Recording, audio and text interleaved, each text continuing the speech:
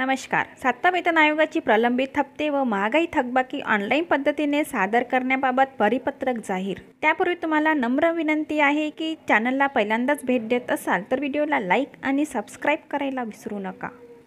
चला तर सुरुवात करूया आजच्या व्हिडिओला. 7व्या वेतन आयोगाचे प्रलंबित हप्ते व महागाई थकबाकी ऑनलाईन पद्धतीने सादर करण्याबाबत राज्य शासनाकडून महत्त्वपूर्ण परिपत्रक जाहीर करण्यात आलेले आहेत.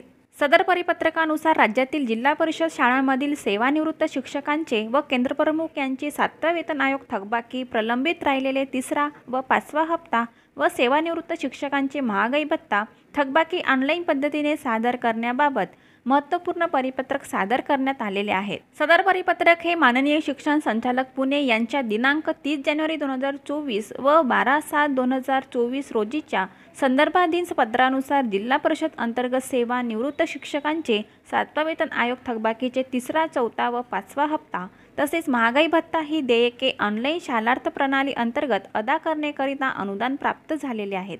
त्या अनुषंगाने प्रथम प्राधान्याने सेवानिवृत्त शिक्षकांचे 7वा वेतन आयोग थकबाकींचे प्रलंबित 3रा, 4था, 5वा हप्ते तसेच महागाई भत्ता थकबाकी देयके तयार करून सदर देयके पंचायत समितीमधील लेखा विभागातून तपासणी करून सदर देयके शालार्थ प्रणाली अंतर्गत पेंडिंग बिल टॅबमध्ये ऑनलाईन पद्धतीने दिनांक 2 ऑगस्ट 2024 पर्यंत सादर करण्याचे निर्देश देण्यात आले आहेत.